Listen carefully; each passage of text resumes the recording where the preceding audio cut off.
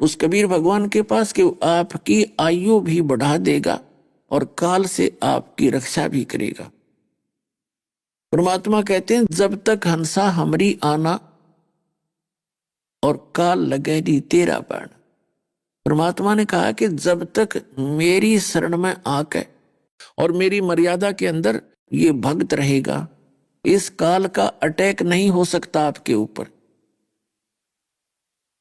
तो आप जी ने परमात्मा की शरण लेकर के मर्यादा में रहना पड़ेगा। फिर देखना किसी प्रकार की भी हानि आपको काल नहीं कर पाओगे और फिर भक्ति करके आप सफल हो जाओगे, सतलोक चले जाओगे। इस ज्ञान को आधार बनाना।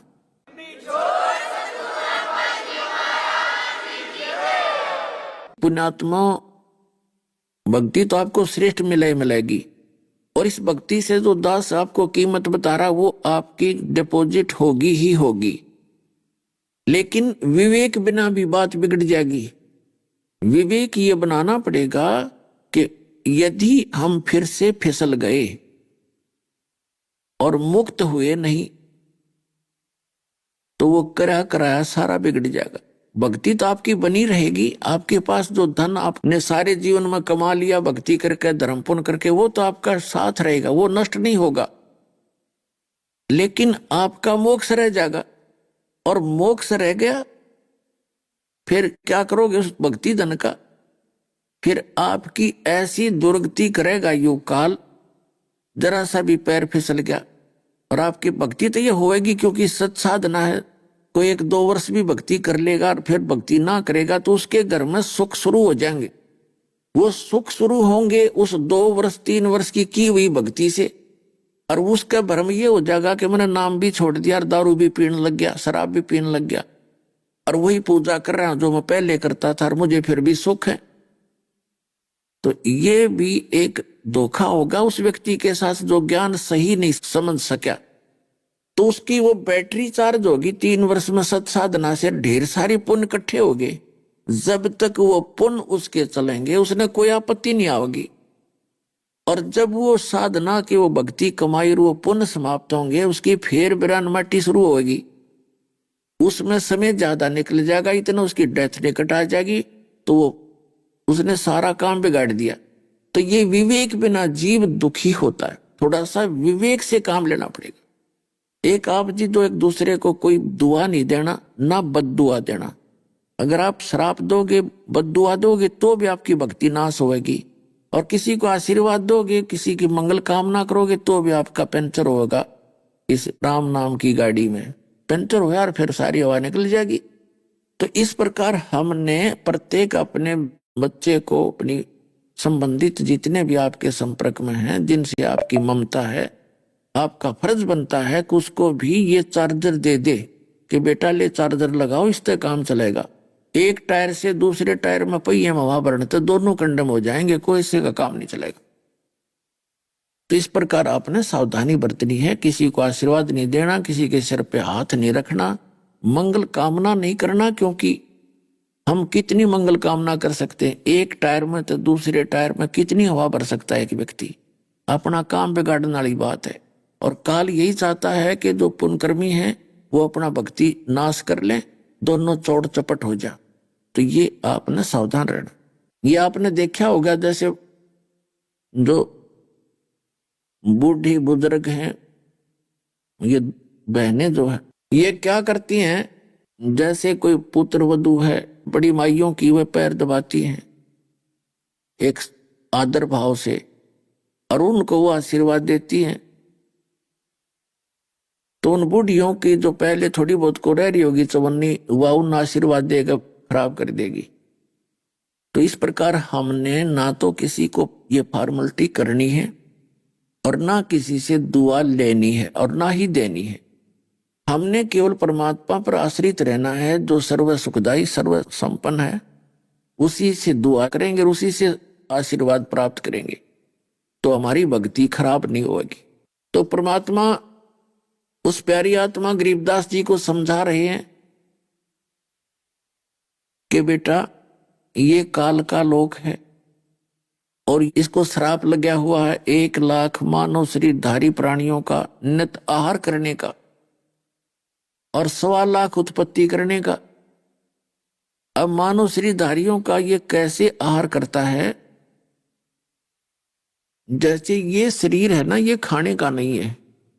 इस मानव शरीर के अंदर ये जितने आप देखते हो कितने विकार प्राणी करते हैं, शराब, बीड़ी, तम्बाकू, भूकी, सुल्फा, ये ना करण की चीज तो सब ने स्वीकार कर दी 90% ने, क्योंकि ये मन है, इसकी खुराक है या, और इसके करने से इस शरीर के अंदर एक विशेष चटपटापन डिपॉजिट होता सूक्ष्म शरीर में,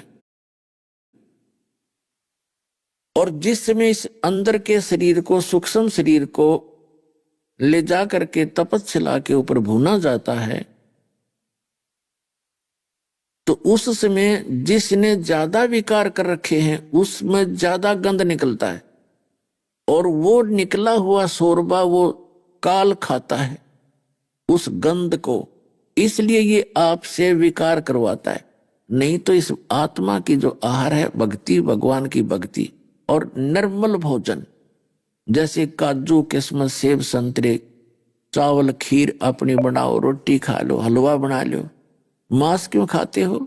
सुल्फा नहीं पीना चाहिए, शराब नहीं पीनी चाहिए, तम्बाकू प्रयोग इस शरीर में बिल्कुल नहीं करना चाहिए, ना सूंघना चाहिए, और न ही किसी हुक्का, बीड़ी, सिगरेट के माध्यम से प्रयोग करना चाहिए। ये सब काल का जाल है। वो चाहता है ज्यादा से ज्यादा बकवाद करें और मेरा चटपटा आहार बने। पुण्यात्माओं, चाहे आपको ये बात ऊटपटांग लगती हो, लेकिन ये कोई बालकों का डोम बाट के गीत नहीं, उस पूर्ण परमात्मा का दिया हुआ ज्ञान है। ये एक एक पॉइंट सच समझ लेना इसका। आपका कद सच्ची जचेगी वो समय आने पर पता लगेगा आपको। तो यहाँ जो व्यवस्था है इस काल की है, और इसने यहाँ आपको केवल उन जैसे कसाई बकरे पालता ऐसे पाल रखा है। नहीं तो आप विचार करके देख लो, आज सभी अपने परिवार में कितने खुश हैं और क्या उमंग लिए बैठे हैं। अरे 1 सेकंड का पता नहीं यहाँ क्या बिजली गिर जाए। वहां बुद्धि क्यों नहीं जाती हमारी? क्योंकि हम बालक हैं, हमारी बालक बुद्धि है। हमने विकल्प कभी सुना ही नहीं कि ये भी कुछ और भी काम है इस जीवन का। अगर कभी किसी की प्रेरणा हुई तो जाके नकलियां के फंस गए, वहां कोई ज्ञान है नहीं, वही समाजों के तो फिर वहीं के वहीं। तो इस ज्ञान से आपकी बुद्धि यहाँ काल के जाल से हटेगी और परमात्मा में जुड़ेगी।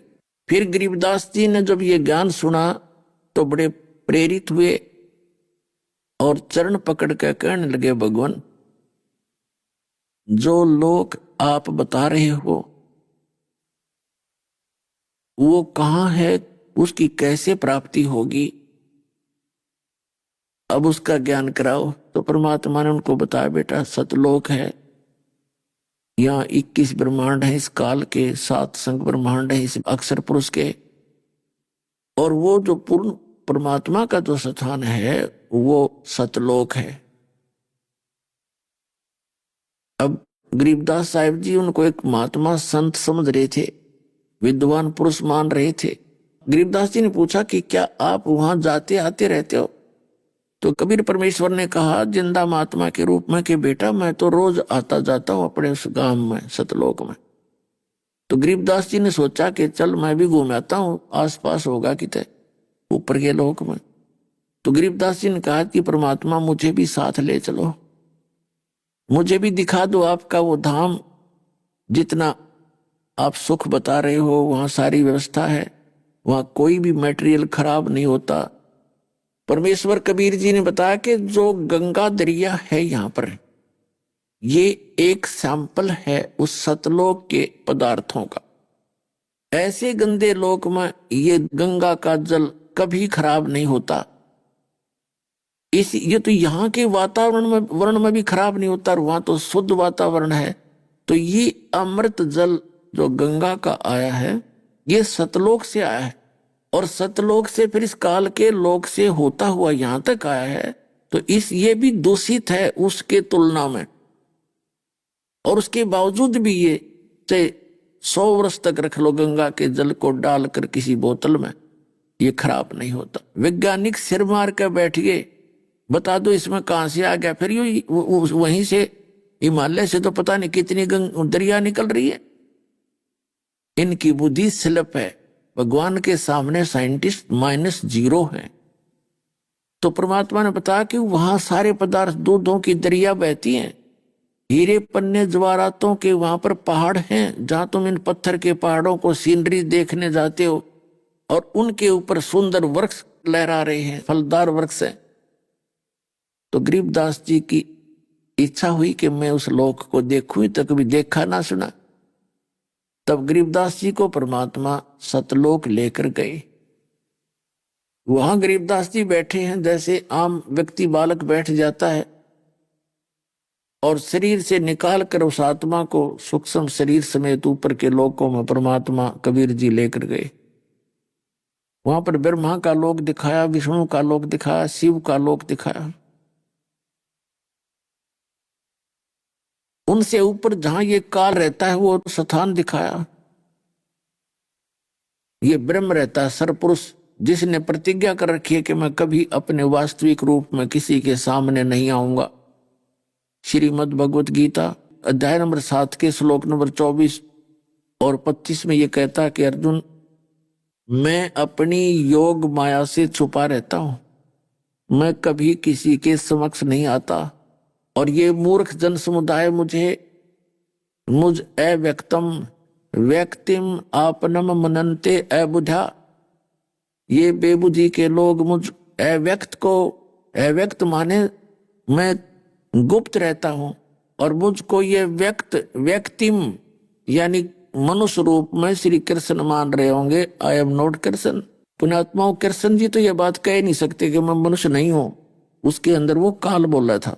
तो ऊपर दिखा के बेटा देखो ये बैठा है वो काल, जिसका ओछा माथा, लंबे दांत, विकराल शरीर, मनुष्य दृश्य, वो 1000 तक भुजा बना सकता है, 1000 भुजा दिखा सकता है। और ब्रह्मा विष्णु महेश केवल 4 भुजा ही बना सकते हैं, और सिंगल 2 भुजाओं में भी बन सकते हैं, इससे ज्यादा नहीं कर सकते। दुर्गा केवल 8 भुजा ही बना सकती है।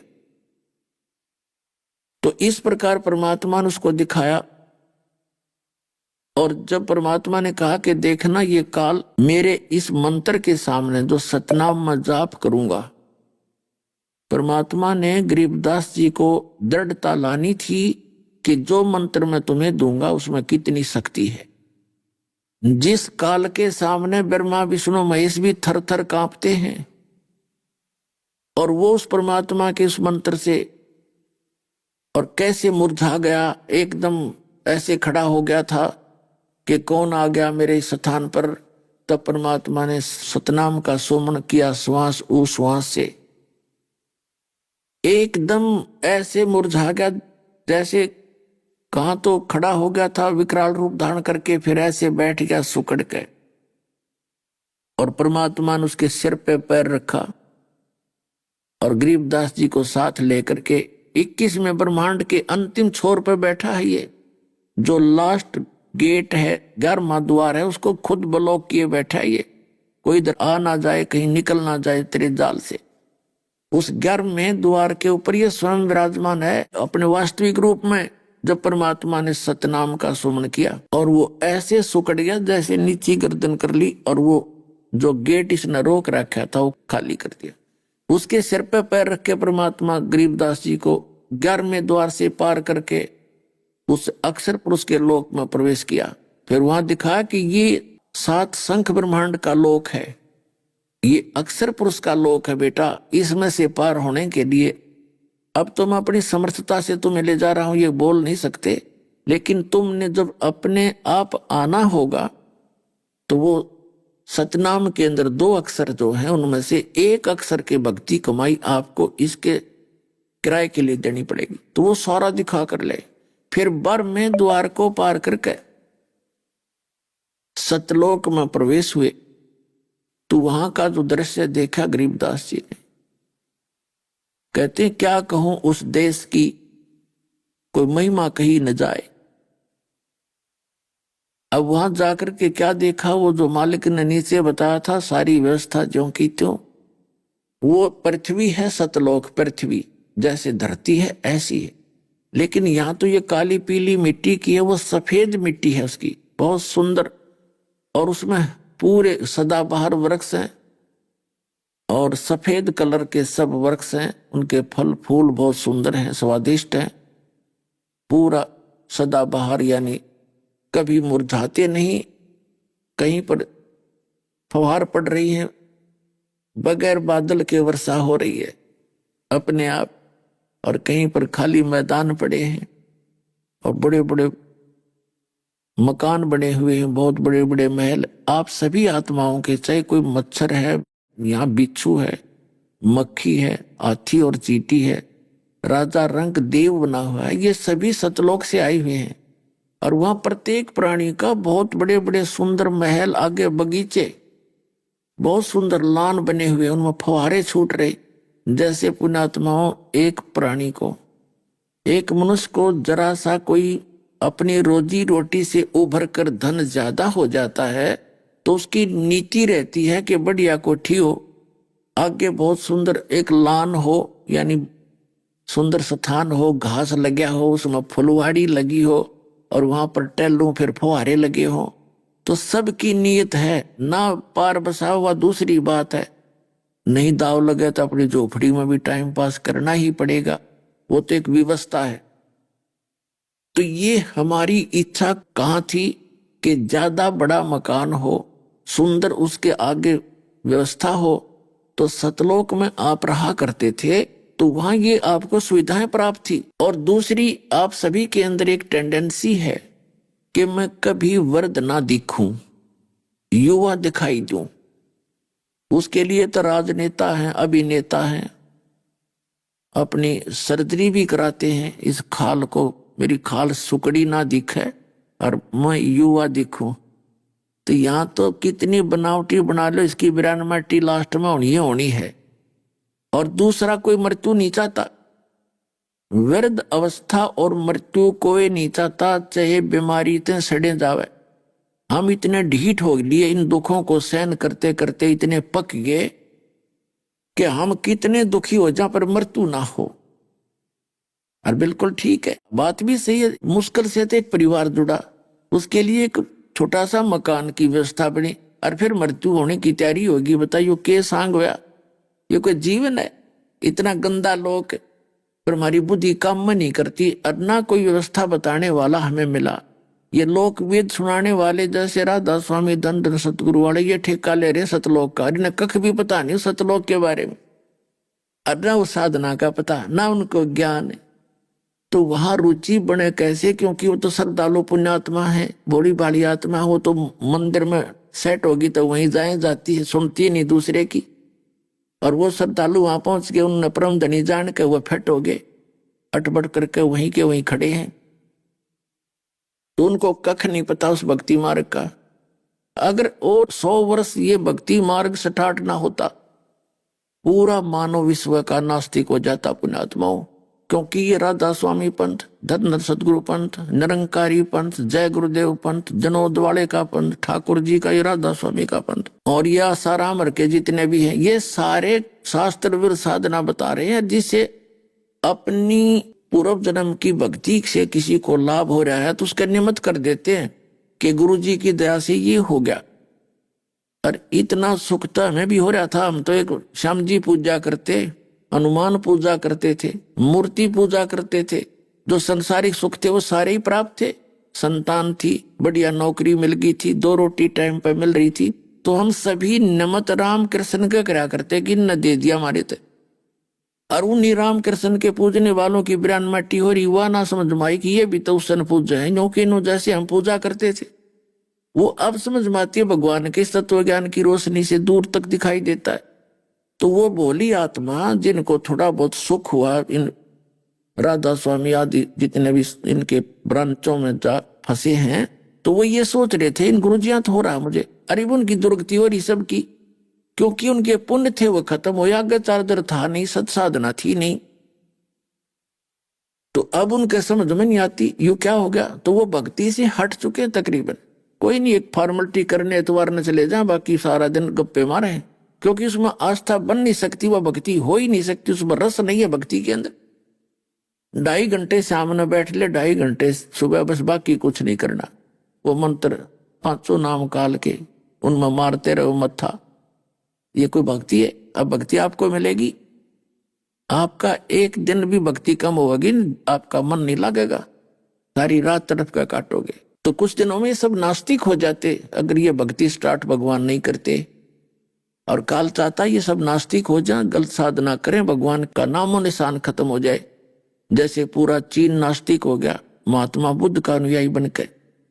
जब तक उनके पूर्वज तो पुण्यकर्मी प्राणी थे, उनके पुण्य उनके साथ थे, उनको लाभ होते थे, वो सोचते थे महात्मा बुद्ध की साधना से हमें लाभ हो रहे हैं।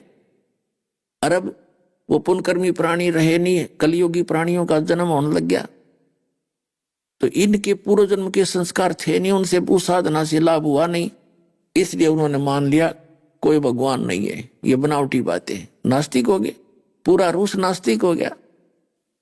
तो पुण्यात्माओं, ये परमात्मा की दया हुई है, इस भारतवर्ष के अंदर भी थोड़ी सी आस्था शेष थी। इसमें ये काल के दूत काल न छोड़ दिए थे कीड़े भक्ति का नाश करने के लिए, ये पंथ नकली, और थोड़े दिन में ये भी भक्ति का नाश करके और चले जाते, सब नास्तिक हो जाते। लेकिन परमात्मा ने यह समय फिक्स कर रखा था, अब वो समय आ गया है, पूरे विश्व में पुनः भक्ति पनपेगी और सारा विश्व भक्ति करेगा, क्योंकि ये सभी उस परमात्मा के बच्चे हैं, इनका कल्याण होगा।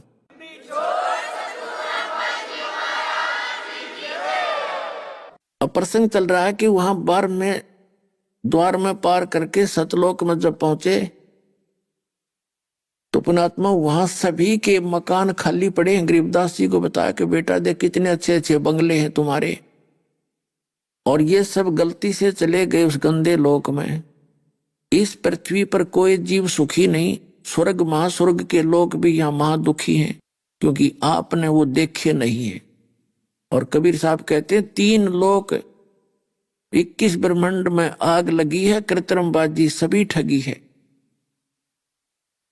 तो ऊपर जब परमात्मा जिंदा महात्मा के रूप में ऊपर पहुंचे, जहां भगवान विराजमान है सतपुरुष, एक बहुत बड़े गुम्बज के अंदर, बहुत बड़े एक मंदिर नुमा स्थान है जिसको गुम्बज बोलते हैं,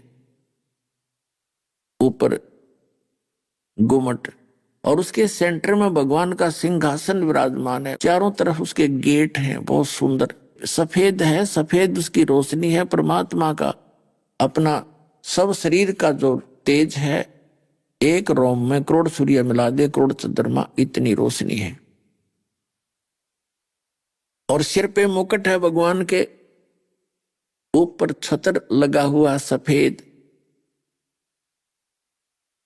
तो गरीबदास जी और परमात्मा अपने ही दूसरे रूप में, जिंदा महात्मा के रूप में वहां पहुंचे, जहां पर स्वयं ही दूसरे रूप में विराजमान थे। वहां उठाकर चवर और उस परमात्मा के ऊपर करने लगे जो सिंहासन पर विराजमान थे। तो गरीबदास जी ने सोचा कि भगवान तो ये है जो तख्त पर बैठा है, और ये बाबा जी इनका कोई चेला होगा, इनका सेवक होगा। इतने में क्या हुआ कि वो तेजो में शरीर सिंहासन से उठे और नीचे से गए थे वो जिंदा महात्मा वाले, वो सिंहासन पर विराजमान हुए। और वो तेजो में शरीर उस जिंदा महात्मा के शरीर पर, सिंहासन पर विराजमान पर चवर करने लगे। तो गरीबदास जी ने सोचा भाई ये क्या चक्कर हो गया, बाबा जी के ऊपर भगवान इसकी सेवा करने लग गया। इतने में वो तेजो में शरीर और उस जिंदा वाले शरीर में प्रवेश हो गया, और उनका तेज उतना ही हो गया जितना उस तेजो में शरीर का था, और स्वरूप वही बैठे उसी वेशभूषा में। तो गरीबदास जी ने सोचा कि बाबा जी यो हो, ये तो भगवान खुद ही थे, नीचे से आए हैं। तब परमात्मा ने कहा कि गरीबदास मैं 120 वर्ष तक बनारस में जुल्हे की भूमिका करके आ गया, और मेरी उन लोगों ने मेरी बातों को सुना नहीं, क्योंकि वो सभी अशिक्षित थे, और उनके धर्मगुरु हिंदू और मुसलमानों के वो चतुर व्यक्ति हैं, वो स्वयं भी अपने सदग्रंथों से परिचित नहीं है बच्चा। और फिर एक समय आएगा कलयुग के अंदर मेरा काल से एग्रीमेंट हो चुका है। जब कलयुग 5500 वर्ष बीत जाएगा, उसके बाद हम पूरे विश्व को, अपने बच्चों को ये सत भक्ति बताएंगे। तब तक आप यहां आंखों देखा